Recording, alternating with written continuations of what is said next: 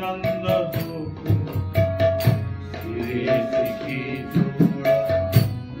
मालती मती मती भरा हे नंद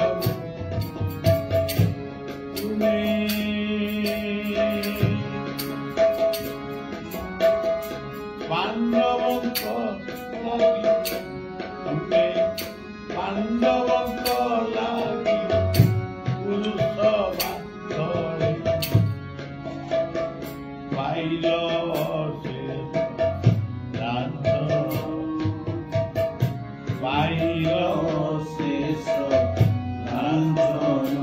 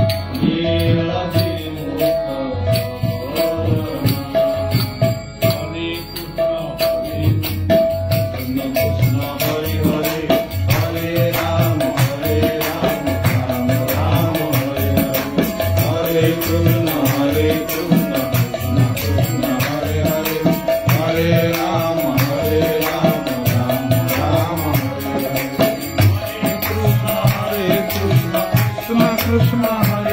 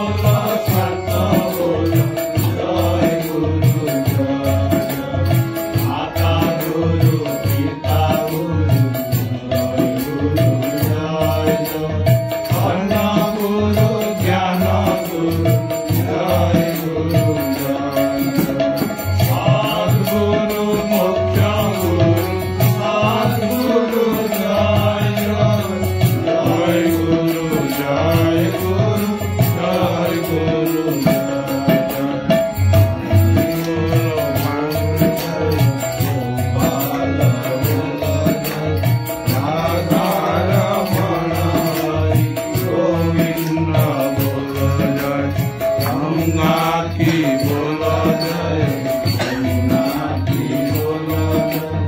राधा दुलारी राधा प्यारी की बड़ी काकी बोलो जय, विशाखा की बोलो जय।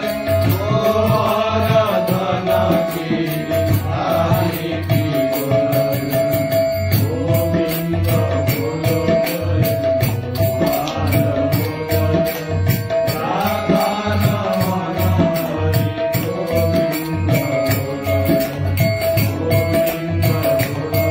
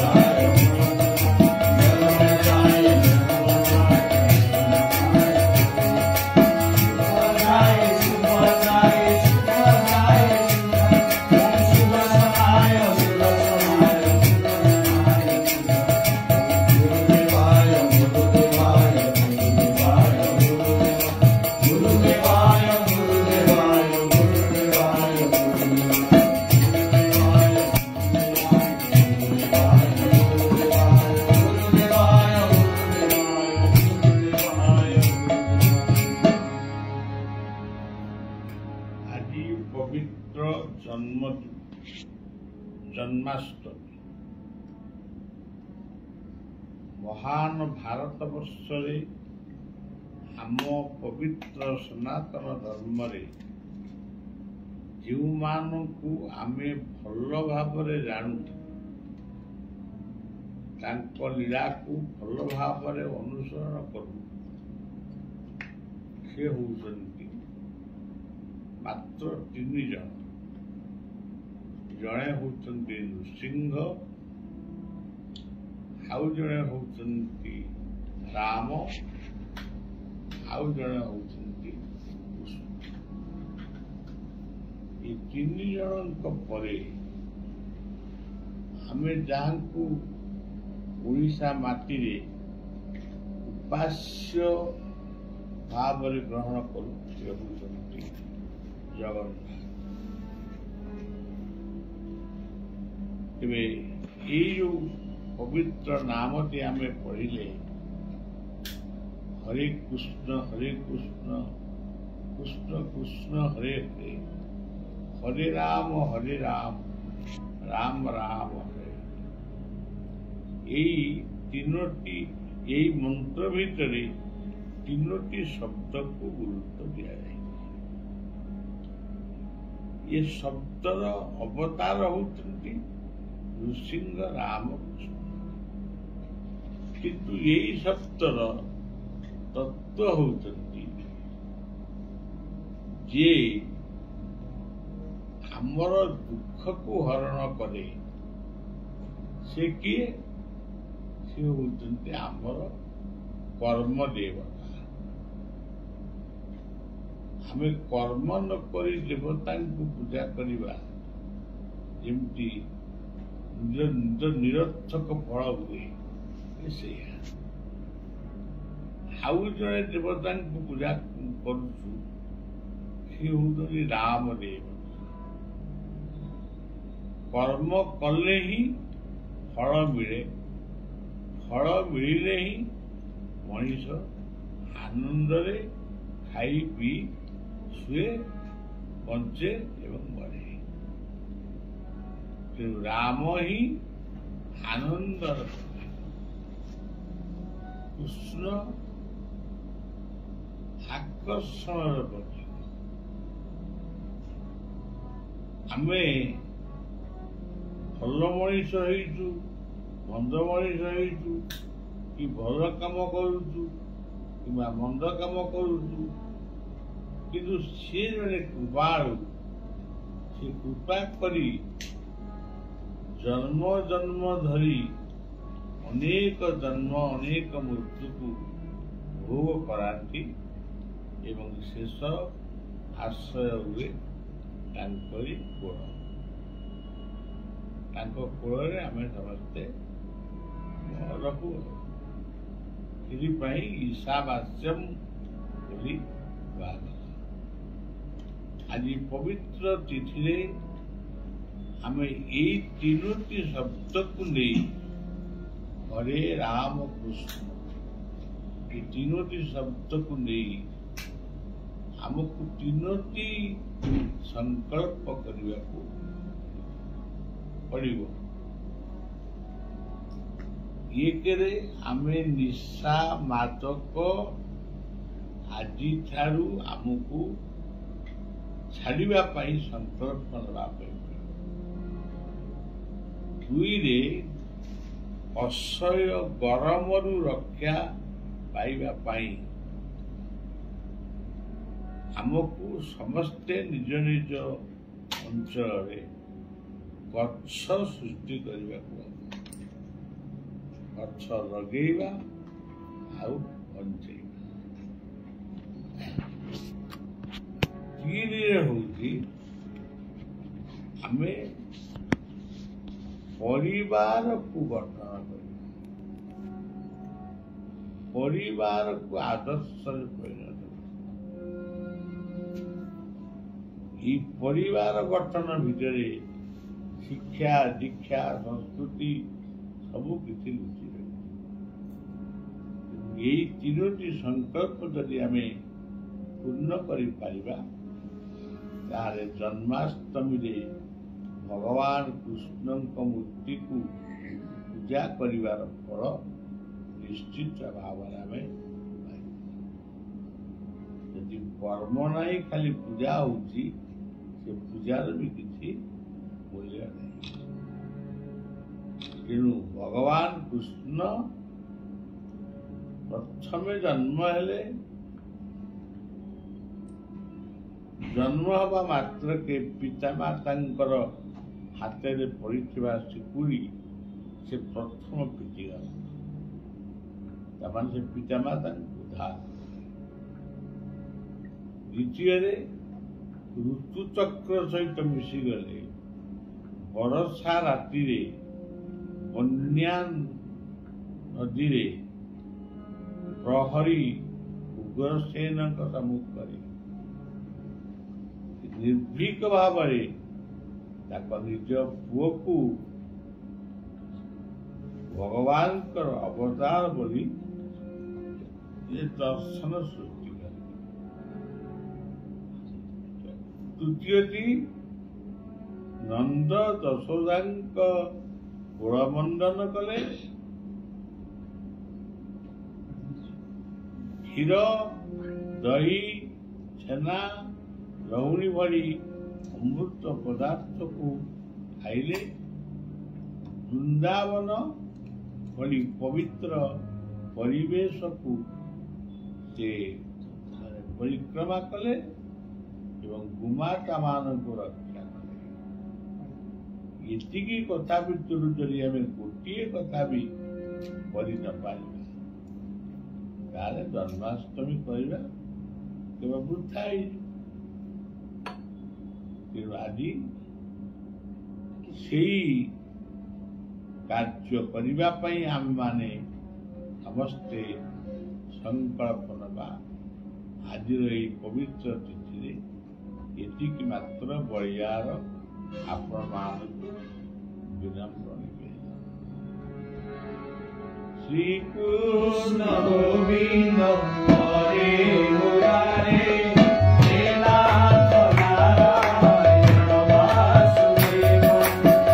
Govinda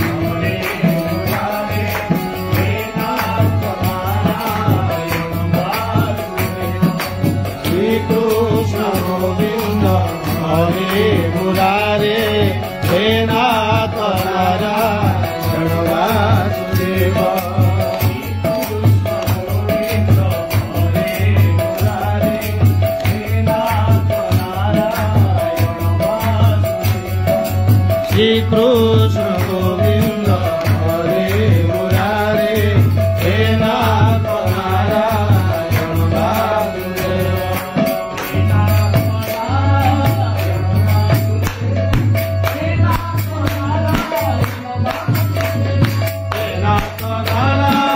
वासुदेव हे नाथ नारायण वासुदेव